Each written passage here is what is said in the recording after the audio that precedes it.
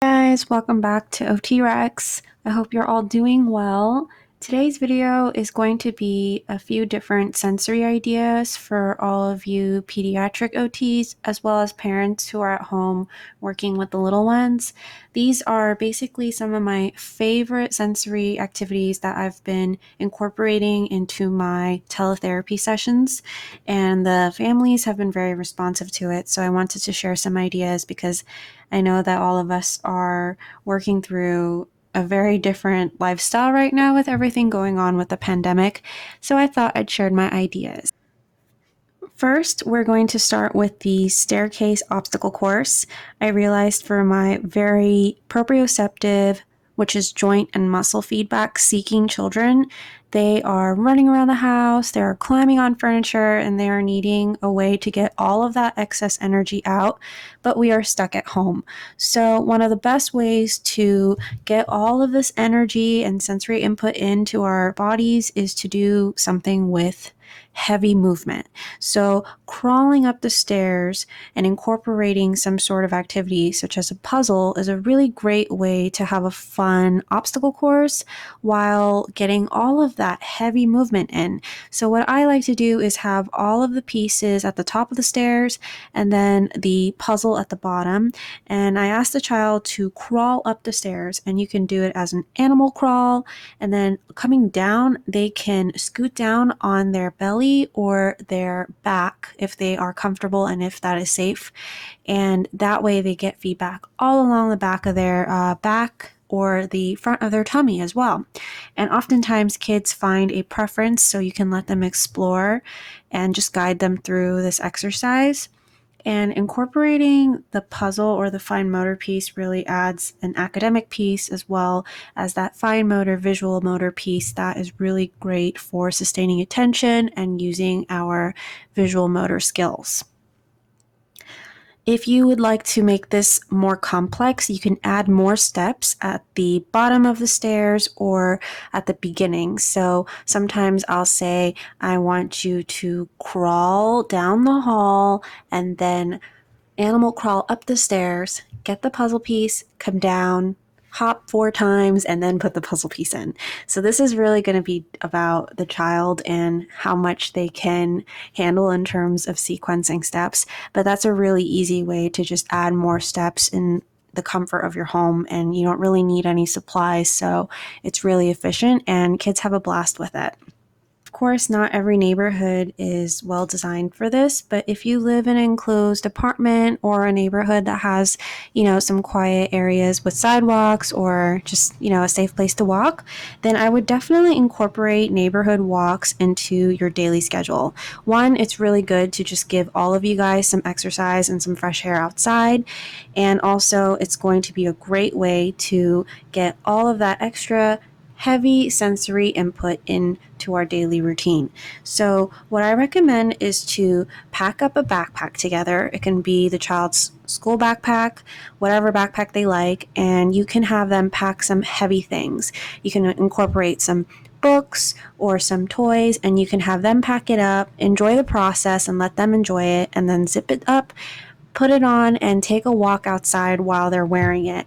So what this is going to do is that extra weight that they're carrying is going to give them extra proprioceptive feedback to their whole body because they're carrying that weight around with them. So it's going to tire them out more, and it's also going to give them that extra feedback while they're walking, running, jumping, whatever they're doing while you guys are on the walk together. I also think that the routine of packing up the backpack makes it more enjoyable and kids feel a little bit more purposeful, and also it might even feel like a school routine to them. So after they come back, you can always unpack it and look through the toys and activities that you guys pack together and do one exercise together. The next activity that I really love and I've seen some really cool ideas for is a chalkboard running obstacle course type of situation. I really love using chalk on the sidewalk because it's a really effective way of working on fine motor and visual motor skills along with hand strengthening and grasp with really anything that you guys are working on, whether it's the alphabet letters, numbers, shapes. You can incorporate all of them and do active very motor-based things along with it. So I really like combining these two. So you can use your sidewalk or your backyard pavement to design a fun course out of chalk, and you can have them work on drawing the shapes or whatever you want to incorporate, help them. And if you think that they're not ready for it, or you know that they aren't, then you can always do hand over hand, just so that they get the feel of how to hold the chalk and also understand the visual motor component of how to build those shapes and letters down the line. It's really all about grading the activity and making it a good fit for your child's level and development. So if you think it's too hard, then just help them out with it and, support them, do things hand over hand. That's totally fine. So another idea that I really like to incorporate for my kids who are about, 4 and up, is to draw hopscotch boards. And this is definitely much more old school. I feel like kids don't really know what this is, but it's the one with all of the numbers and you draw them in squares. And you're working on balance and coordination because you hop from each of those numbers from 1 foot to 2 feet and back to 1 feet, alternating. So it's really great for our visual system, and they're really having to coordinate their bodies to land in the correct squares as well as move their bodies in a safe and effective way. So I love hopscotch. If you have a little one who is, 1 or 2, you guys can just work on drawing strokes out lines together or just enjoying and exploring the chalk and the texture. There's definitely a sensory experience with the chalk and that texture on the hands. So I think all in all, this is a really great activity for any age group. Next are superhero poses. Client has very low sustained attention, so we really wanted to make something that was fun and exciting so that it felt like his idea, and it was also going to encourage and motivate him to want to do this more.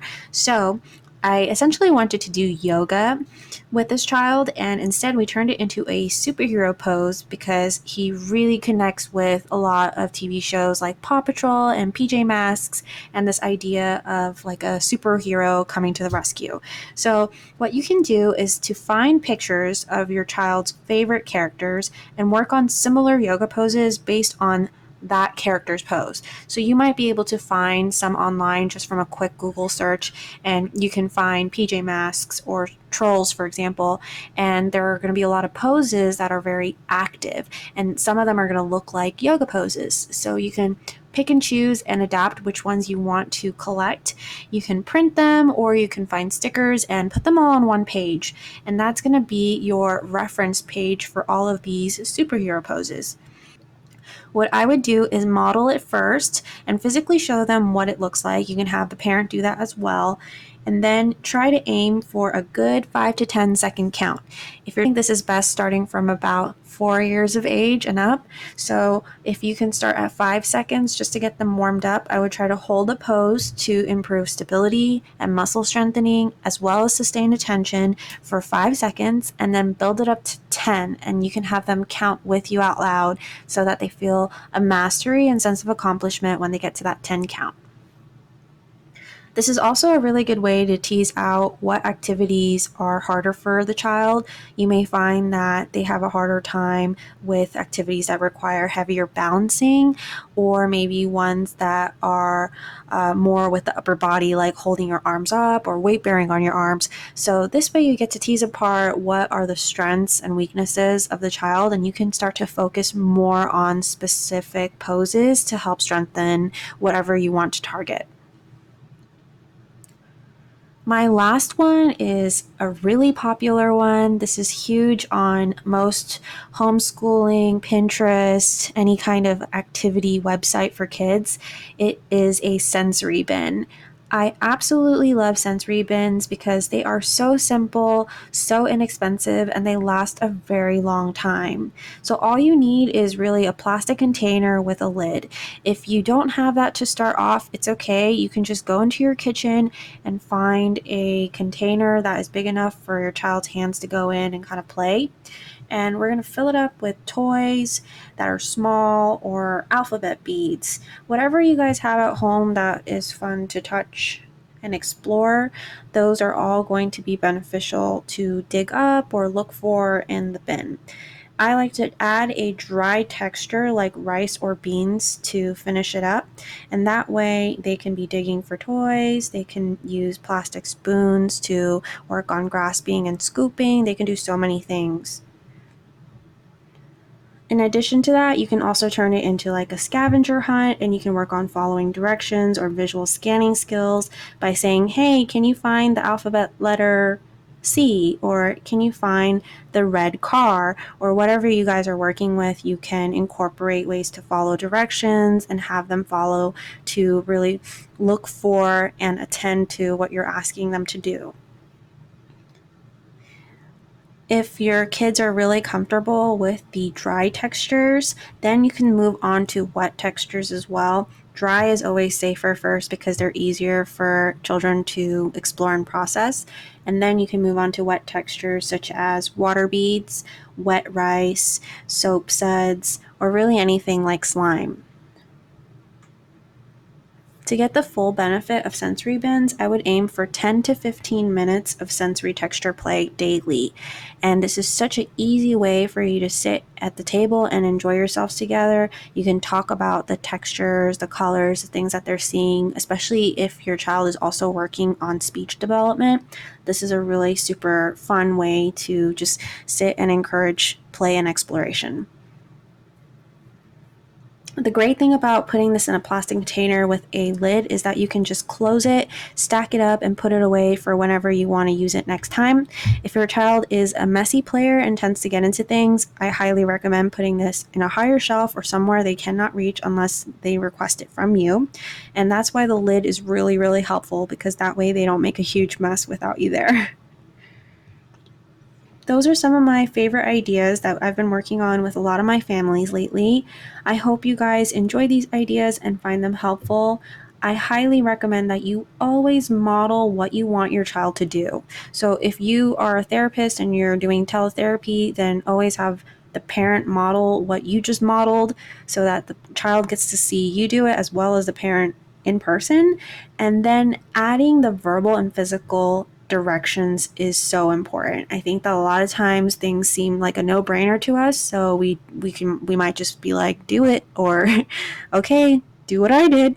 But a child who's never done it isn't going to understand that. So we really want to take the time to break down the steps and be detailed and help them with their overall development while having fun doing all these activities from home. Thanks for watching this video, and I will see you guys next time. Take care.